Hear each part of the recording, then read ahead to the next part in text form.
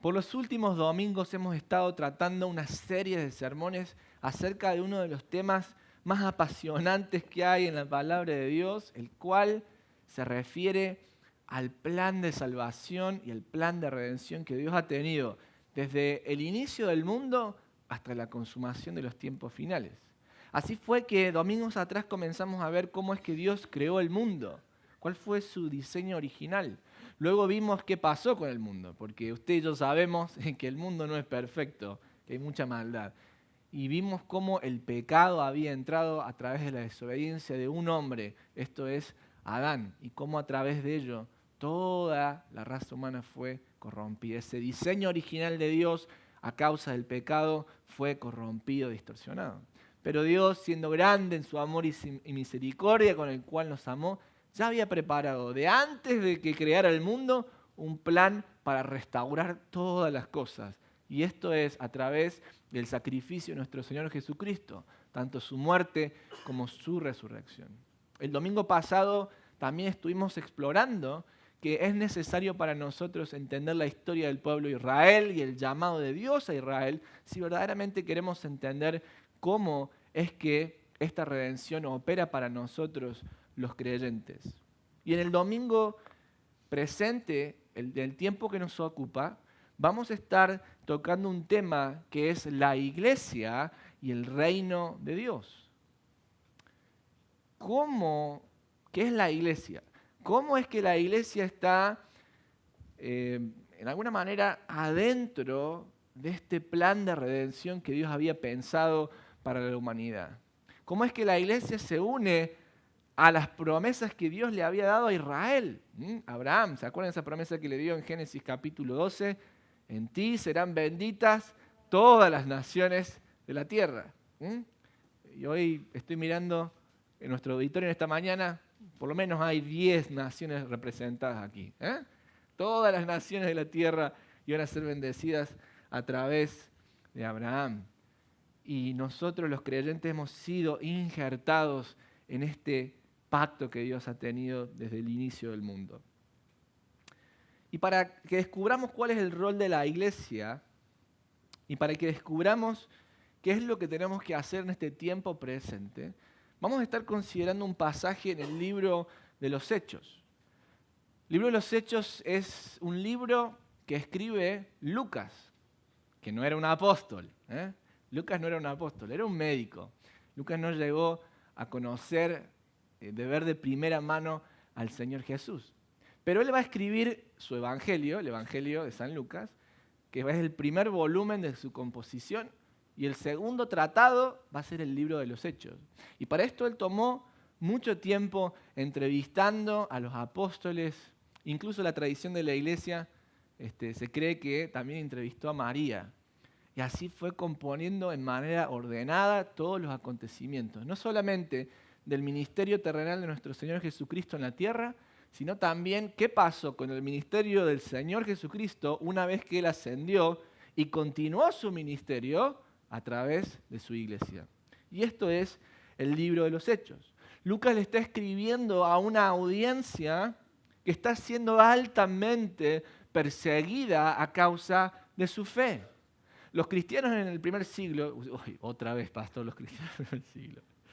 Sí, pero es que los tengo que recordar, eran perseguidos brutalmente. No solamente eran perseguidos por el imperio romano, quienes consideraban a los cristianos sedicionistas, es decir, rebeldes en contra de la autoridad del César, sino eran también perseguidos por sus propias comunidades en las que ellos vivían, por sus propias familias. ¿Por qué? Porque los creyentes, aquellos que habían puesto su fe en el Mesías, empezaron siendo judíos. Pedro era judío. Pablo era judío. Y cuando ponían su fe en Cristo Jesús como el Mesías prometido por los profetas y desde los tiempos del Antiguo Testamento, sus familias los empezaban a echar de la casa. Imagínense que lo echen a usted de su casa por su fe. Imagínense que su familia lo echa y usted está ahí en la calle y no solamente ahora no tiene la ayuda de su familia, sino también que el gobierno lo persigue. Imagínense ese grado de persecución. Y Lucas le está escribiendo su evangelio y este libro de los Hechos a una audiencia, a un grupo de creyentes que está sufriendo mucha persecución. Leamos juntos el texto en esta mañana, Hechos capítulo 1, verso 1. Teófilo, en mi primer libro, está hablando del Evangelio de Lucas, te relaté todo lo que Jesús comenzó a hacer y a enseñar hasta el día que fue llevado al cielo, después de haberles dado a sus apóstoles escogidos instrucciones adicionales por medio del Espíritu Santo. Durante los 40 días después que sufrió y murió, Cristo se apareció varias veces a los apóstoles y les demostró con muchas pruebas convincentes que Él realmente estaba vivo. Y les habló del reino de Dios. Palabra clave en el sermón de esta mañana. Y les habló del reino de Dios. Una vez, mientras comías con ellos, les ordenó: no se vayan de Jerusalén hasta que el Padre les envíe el regalo que les prometió. Tal como les dije antes, Juan bautizaba con agua, pero en unos cuantos días ustedes serán bautizados con el Espíritu Santo. Así que mientras los apóstoles estaban con Jesús, le preguntaron con insistencia: Señor, ¿ha llegado ya el tiempo de que liberes a Israel y restaures nuestro reino? Él les contestó: solo el Padre tiene autoridad para fijar esas fechas y tiempo, y a ustedes no les corresponde saberlo, pero recibirán poder cuando el Espíritu Santo descienda sobre ustedes y serán mis testigos, y le hablarán a la gente acerca de mí en todas partes, en Jerusalén, por toda Judea, en Samaria y hasta los lugares más lejanos de la tierra. Versículo 9. Después de decir esto, Jesús fue levantado en una nube mientras ellos observaban. Esta es la ascensión de nuestro Señor Jesucristo. Hasta que ya no pudieron verlo. Mientras se esforzaban por verlo ascender al cielo, dos hombres vestidos con túnicas blancas de repente se pusieron en medio de ellos. Hombres de Galilea, les dijeron, ¿por qué están aquí parados mirando al cielo? Jesús fue tomado de entre ustedes y llevado al cielo, pero un día volverá del cielo de la misma manera en que lo vieron irse. Hasta aquí nomás la consideración de la palabra del Señor en esta mañana. La pregunta que este texto va a intentar responder, la pregunta que este texto le está haciendo a esa audiencia original de cristianos que estaban bajo persecución en el primer siglo, y la pregunta que quiero que consideremos en esta mañana es: ¿qué debemos hacer mientras esperamos la consumación de la promesa del Señor en su segunda venida? Nosotros sabemos que nuestro Señor Jesucristo murió en la cruz, resucitó y ascendió a los cielos. Él es Rey. Pero sabemos también, como dice el texto, que Él volverá a buscarnos. Volverá a buscar a su iglesia y a reinar. Ahora, ¿qué tiene que hacer la iglesia mientras esperamos que esos tiempos se cumplan? Bueno, nos tomamos un café ahí, esperamos, vemos la hora. ¿Qué tenemos que hacer? ¿Qué tienen que hacer esos cristianos a los cuales el Señor les ha prometido que va a volver a buscarlos? ¿Qué hacen mientras tanto? Esta es la pregunta que este texto va a intentar responder. Y en primer lugar, de acuerdo al texto, nosotros sabemos que tenemos que vivir confiando en el poder del Cristo que reina con autoridad. ¿Qué tengo que hacer yo en mi rol de cristiano, parte de la iglesia, mientras espero que el Señor vuelva a terminar de consumar todas sus promesas? En primer lugar, debo vivir confiando en el poder del Cristo que reina con autoridad. Miremos en el versículo 2. Aparece la palabra refiriéndose a Cristo, que Cristo fue recibido arriba. En el versículo 9, otra vez vemos una referencia de que Cristo fue alzado y recibido en una nube. ¿Qué es lo que está haciendo Lucas? Lucas nos está mostrando que ese Cristo sufriente de la cruz ha resucitado con poder y gloria y que ahora está, ¿dónde? En los cielos, sentado a la diestra de Dios. Por eso el texto enfatiza tanto que fue recibido arriba, que fue alzado, que le recibió una nube. En el versículo 11, los ángeles le preguntan a los galileos, varones galileos, ¿por qué miran al cielo? Este mismo Jesús que ha sido tomado de vosotros, ¿a dónde? Al cielo. Así vendrá como le habéis visto ir a dónde? Al cielo. Usted dice, pero ¿cómo repite la palabra cielo que se fue al cielo? Ya lo entendimos, Lucas.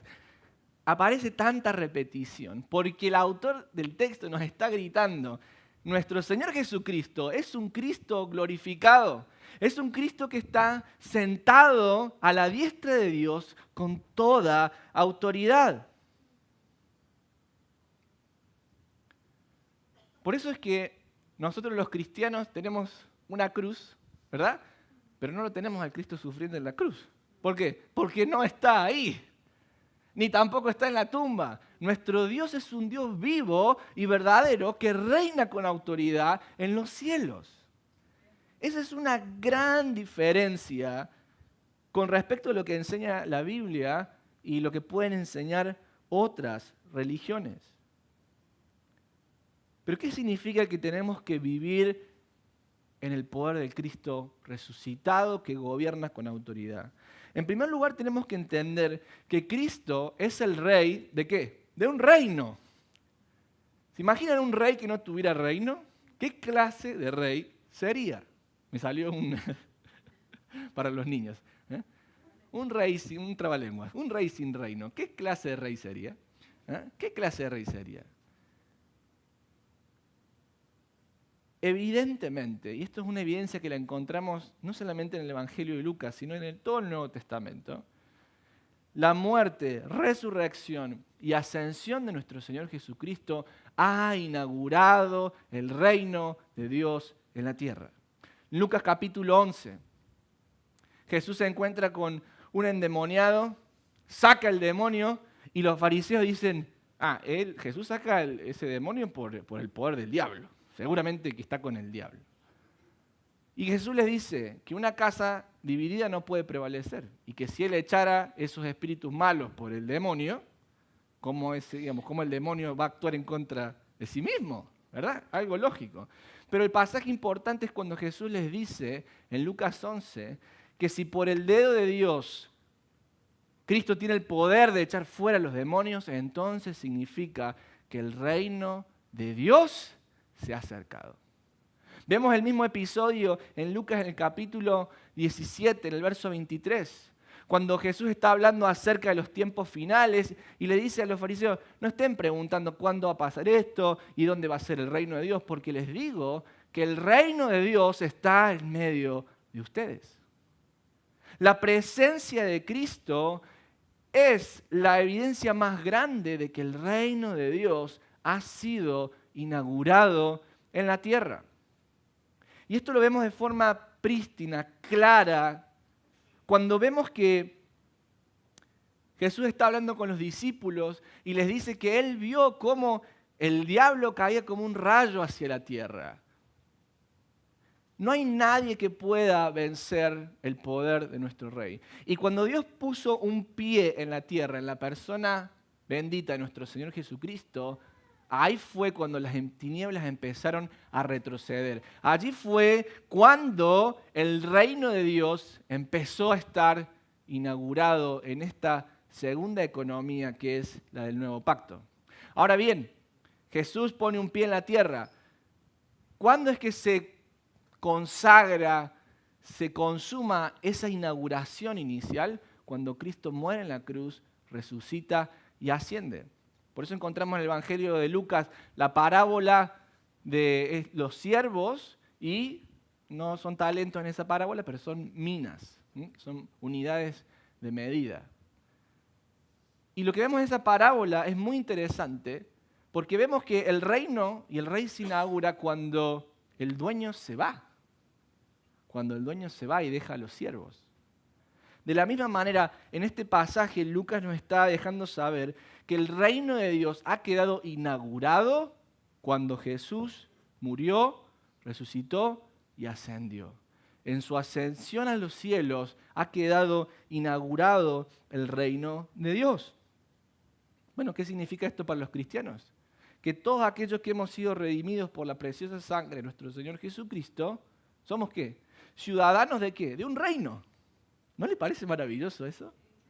Usted tiene doble ciudadanía. O tres, no sé cuántas tendrá. Tendrá americana y otro país o lo que sea. Pero en mi caso, que soy ciudadano de un país del fin del mundo, tengo otra ciudadanía que vale mucho más, que es mucho más preciosa.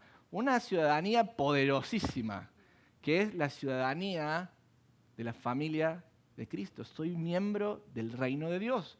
Por eso el apóstol Pablo a los corintios les decía, nosotros somos embajadores de Cristo y les rogamos, reconcíliense con Dios. Somos embajadores. ¿Quién es un embajador? Bueno, un embajador, para ser embajador, tiene que primero ser ciudadano de ese país, sino que va a ir a representar.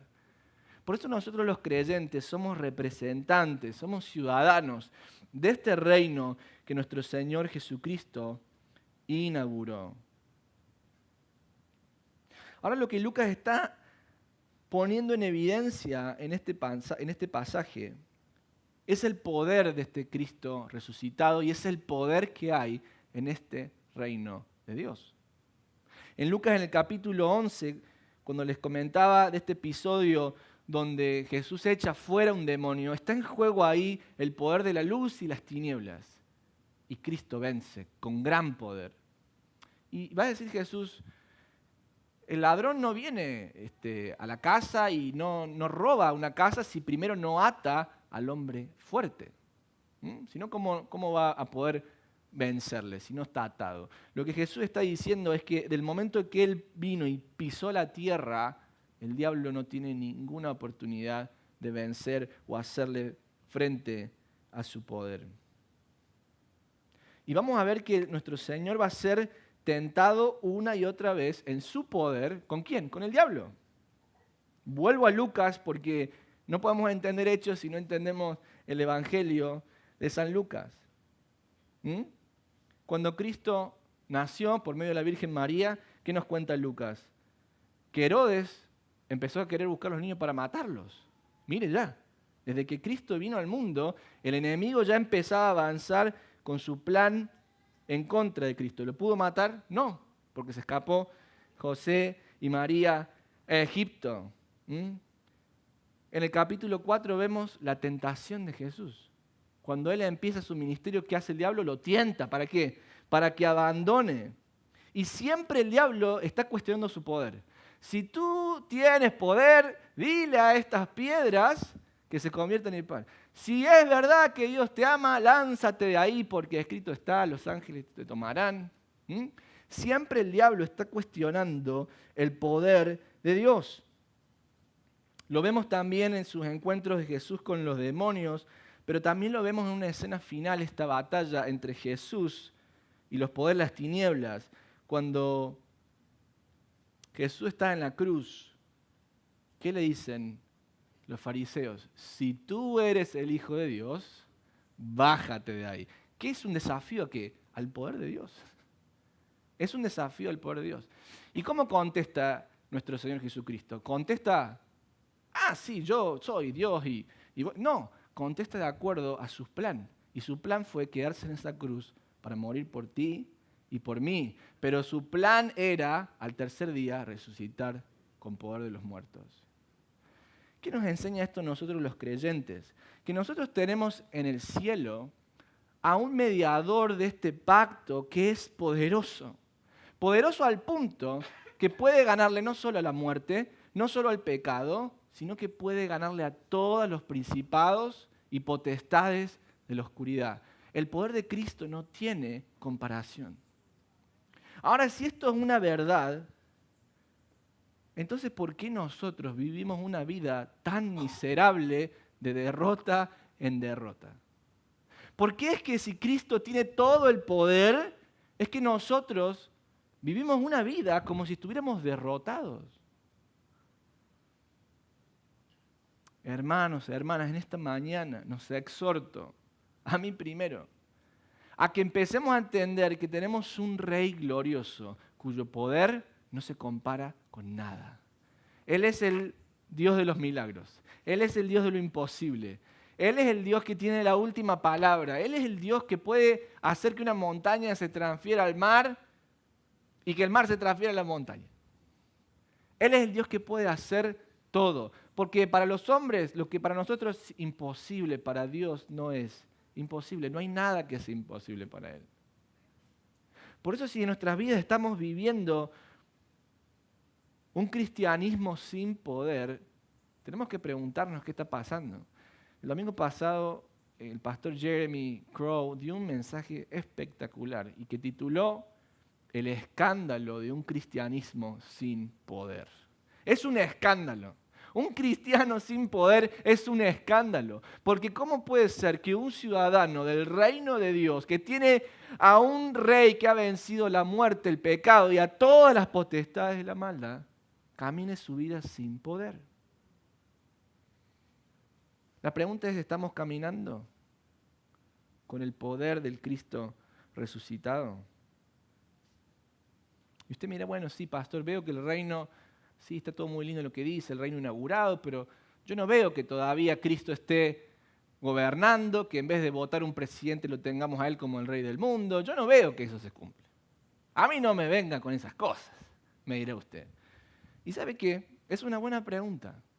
Si Cristo es rey, ¿por qué entonces hay tanta maldad en el mundo? ¿Por qué entonces la gente se sigue muriendo? ¿Por qué no hay justicia? Excelente pregunta. Porque la muerte, resurrección y ascensión de nuestro Señor Jesucristo ha inaugurado el reino. ¿Qué significa? Que el Señor le dio como una, ¿cómo le dicen los chicos? El homecoming. Cuando empieza, es una ceremonia de inicio a su reino. Y su reino empieza. Pero todavía falta que el Señor vuelva a terminar de cumplir, a consumar otras promesas que Él ha hecho. Entonces, ¿el reino de Dios está aquí en medio nuestro? Claro que sí, está en medio nuestro. Sin embargo, todavía falta que se cumplan sus promesas para ver el resultado final de la victoria que Él ya obtuvo a través de su muerte, resurrección y ascensión. Déjeme que le ponga un ejemplo que puso un gran teólogo. En la Segunda Guerra Mundial, allá en el 1939 al 45, hubo un día clave en la guerra. Había dos grandes bandos. Estaban las fuerzas del eje, con Alemania, Japón e Italia. Y estaban las fuerzas de los aliados, Estados Unidos, Gran Bretaña y otros. ¿Y qué pasó? Hubo un día clave en esa guerra. Fue el día de la invasión en Normandía. Normandía es una zona norte de Francia. ¿Y por qué fue el día D? ¿Por qué fue el día clave? Porque los aliados juntaron todas sus fuerzas, todos sus hombres, y los fueron a desembarcar en la playa. Si ese desembarco no funcionaba, la guerra se perdía. Las fuerzas del eje, los nazis, ganaban la guerra en ese día. Ahora, ¿qué pasó? Viene el desembarco en Normandía, allá por el año 44, si mal no recuerdo. Desembarcan las fuerzas aliadas, toman la playa y quiebran la defensa del enemigo. A partir de ese día, el mundo supo que Hitler y las fuerzas del eje habían perdido la guerra. Ahora bien, ese fue el día D, que fue una gran victoria. Ya sabían que después de eso, ya los alemanes y las fuerzas del eje no tenían la capacidad para repeler los ataques. Sin embargo, la victoria final, ¿cuándo vino? Un año después en Berlín, cuando capitula Alemania. Hay una diferencia entonces entre ese momento crucial donde los aliados rompen con las fuerzas del eje en la playa de Normandía y todo el mundo ya sabe que el enemigo no tiene otra opción más que retirarse y retirarse y retirarse. Sin embargo, el día de la victoria final fue un año después. Algo así pasa con el reino de Dios. En el momento en el que Cristo murió y resucitó con poder, le demostró al enemigo, ese es el día de que había ganado, que había obtenido la victoria. Y en este reino de Dios, ¿qué hace ahora? Avanza, y avanza, y avanza. ¿Y qué hace el enemigo? Retrocede, retrocede y retrocede. ¿Hasta qué día? Hasta el día de la victoria final, cuando Cristo diga, se terminó aquí. Pero ya somos victoriosos, ya somos ganadores. El enemigo lo único que puede hacer es retirarse. El enemigo no puede avanzar. Y estas son las palabras de Jesús en el Evangelio de Mateo. Cuando Jesús enseña y dice que las puertas del infierno no prevalecerán en contra de ¿quién? De la iglesia, que es su reino. Las puertas del infierno. Jesús está pintando la escena de una iglesia que avanza. Porque si estamos golpeando las puertas del cielo, está haciendo referencia a una iglesia que ha avanzado tanto que está asediando, venciendo incluso hasta llegar a las mismas puertas del infierno. No se confunda. No es que el enemigo nos ataque y nosotros estamos ahí defendiéndonos, esperando que Dios venga a salvarnos. No. Nosotros somos los que estamos en avanzada. Nosotros somos los que avanzamos. Y cuando nosotros avanzamos, el enemigo retrocede. El enemigo retrocede. Y esto es cierto. Me pasó una vez compartiendo el evangelio en un lugar. Entra una persona alcohólica, tomada. Y yo estaba compartiendo el evangelio con una persona. Y claro, vino y empezó el pobre hombre estaba ebrio. No estaba en su sano juicio. Y empezó a hablar con un lenguaje vulgar y empezó a decirnos que vayamos de fiesta, que nos vayamos de fiesta. Y él no sabía que yo era pastor, que estaba ahí, ¿verdad? Y viste al pastor y de fiesta contigo, muy bien. Y empezó ahí y yo dije, Señor, estoy predicando a esta persona y esta otra persona viene. ¿Sabe qué hice?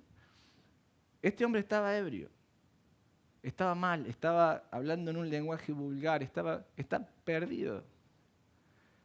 Aún más insistí en la palabra y le pregunté a él, ¿conoces del Señor? Déjame que te cuente el Señor. ¿Sabe que este hombre que estaba ebrio, perdido, se vino y se sentó ahí y escuchó todo el mensaje del Evangelio en silencio con nosotros? Hermanos, cuando nosotros nos animamos a vivir en el poder de Dios, las tinieblas retroceden. Las tinieblas retroceden. Estás abriendo tu Biblia con tu familia. No, pero es que usted no los conoce, pastor. Yo entro a mi casa y siento que hay una tensión terrible, hay tantas cosas malas que están pasando.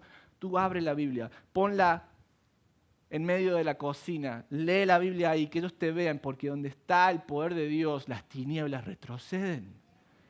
Y sabes que te van a intimidar, van a intentar asustarte. Tú mantente firme en la palabra de Dios, porque tienes un Dios poderoso.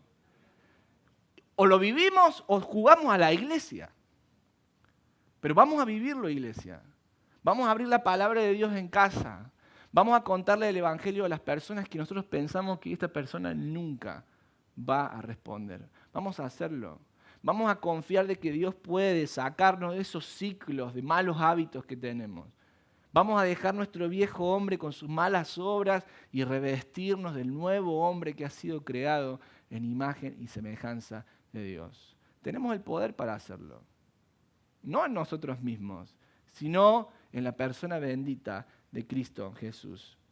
En segundo y último lugar, ¿cómo debemos vivir mientras vemos que el Señor consuma sus promesas? Mientras estamos en este tiempo de espera, dijimos debemos vivir confiando en el poder del Cristo que reina con autoridad, pero en segundo lugar, debemos vivir confiando en el poder del Espíritu Santo que actúa en los siervos del Cristo reinante. ¿Qué significa esto? No solamente tenemos el poder del Cristo Rey que está en los cielos, sino que como le hemos leído en el texto, el Señor, ¿qué nos ha dejado a nosotros? La persona del Espíritu Santo. En cumplimiento de esas promesas del Antiguo Testamento, Joel capítulo 2, Jeremías capítulo 31, Dios ha vertido su Espíritu Santo sobre los redimidos. ¿Para qué? Para que no solamente tengan el poder del cielo, nuestro Señor está en los cielos, sino que tengamos al Espíritu Santo con nosotros todos los días. El Espíritu Santo es el consolador. El Espíritu Santo es el que convence de pecado. Usted a veces dice, le he hablado tantas veces a esta persona y no quiere escuchar nunca. ¿Sabes por qué? No importa cuán elocuente seas, cuán bien lo expliques, si el Espíritu Santo de Dios no convence a esa persona de su pecado, pues no lo va a convencer nadie. Lo que tienes que hacer es orar. No te pongas a pelear. No, pero es que yo quiero demostrarle que... No te pongas a pelear. Ponte a pelear en la oración. Señor, te pido por esta persona. Que tu Espíritu Santo le convenza de pecado. Que tu Espíritu Santo lo regenere, lo guíe a toda verdad. Ahora en el versículo 6 estamos diciendo que debemos vivir confiando no solamente en el poder del Señor que está en los cielos, sino en el Espíritu Santo que actúa a través de nosotros en este mundo presente. Fíjense, en el versículo 6 dice la Escritura: así que mientras los apóstoles estaban con Jesús, le preguntaron con insistencia: Señor, ¿ha llegado ya el tiempo de que liberes a Israel y restaures nuestro reino? ¿Se acuerdan que hablamos de Israel la semana pasada? Y yo les dije que a pesar de que Israel, el pueblo de Dios, está en rebeldía, Dios tiene un plan final de redención para ellos. En Romanos capítulo 11, el apóstol Pablo nos dice que irrevocables son los decretos y el llamado de Dios. Es decir, que si Dios eligió a su pueblo, Dios lo va a redimir, ¿verdad? Pero ahora nosotros estamos adentro del pacto. Nosotros que éramos extranjeros, veíamos esta mañana, hemos sido conciudadanos de las promesas de Dios y de Israel. Y lo que le están preguntando los apóstoles a Jesús es: Señor, ¿cuándo vas a restaurar el reino de Israel? ¿Cuándo vas a restaurar este reino? Y los eruditos debaten si es que Jesús después los desafía y les da un regaño, ¿no?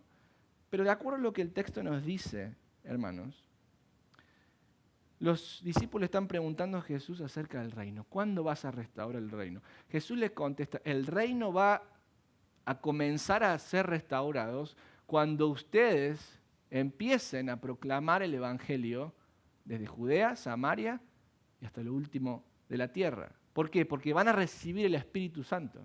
El Espíritu Santo es el cumplimiento de la profecía que Dios había dado a sus siervos los profetas, de que en los postreros días Dios iba a hacer un nuevo pacto. Y en ese nuevo pacto el Espíritu Santo de Dios iba a ser derramado. Y el corazón iba a ser transformado. Me encanta Ezequiel y Jeremías, porque dicen: ese corazón de piedra va a ser un corazón de carne. Qué precioso que solamente por el Espíritu de Dios pueda haber una regeneración interna. Y lo que el Señor le está diciendo es: no les toca a ustedes saber cuándo va a pasar esto ni cuándo lo otro, pero lo que sí les toca es saber que el Espíritu de Dios va a ser derramado en el cumplimiento de la profecía. Y que ustedes van a caminar en el poder del Espíritu Santo avanzando este reino de Dios. Y así fue. Lea el libro de los Hechos. Empiezan en Jerusalén. En el capítulo 8 sigue Samaria. Le hablan a los samaritanos. En el capítulo 10 le hablan a un romano, Cornelio. En los capítulos subsiguientes Pablo va a Europa. Empieza de Jerusalén, Samaria y hasta lo último la tierra. Pablo, cuando le escribe a los romanos, les dice que él quería llegar a España. ¿Saben por qué quería ir a España?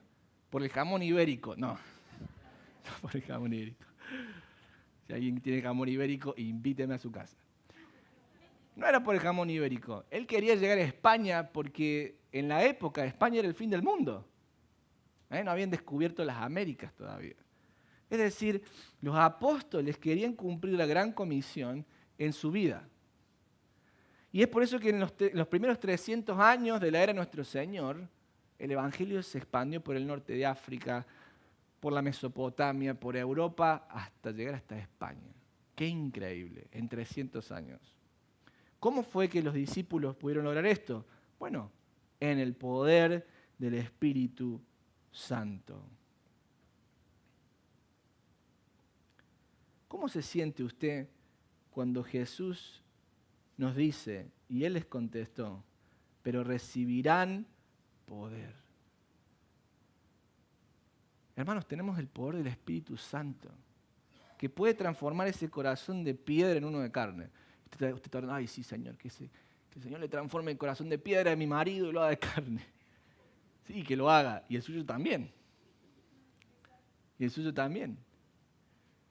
Dios tiene ese poder para cambiarnos desde adentro. Y no solamente a nosotros, sino que cada paso que nosotros damos en fe, el Señor nos acompaña y las tinieblas huyen. Las tinieblas huyen. Tanto más para decirles en esta mañana, pero se nos acaba el tiempo. recordemos estos dos conceptos bien importantes. La iglesia es el conjunto de personas redimidas por Cristo Jesús, regeneradas por el Espíritu Santo de la promesa. Ahora, ¿cómo tenemos que vivir nuestra vida hasta que el Señor venga y le ponga un punto final a la victoria que Él ya ha obtenido? De dos maneras. Confiando en el poder de nuestro Señor Jesucristo, que lo gobierna todo en el cielo con autoridad. Y en segundo lugar, confiando y viviendo en el poder del Espíritu Santo todos los días que estemos en esta tierra, hasta que el Señor nos llame a su presencia o hasta que Él venga. Amén.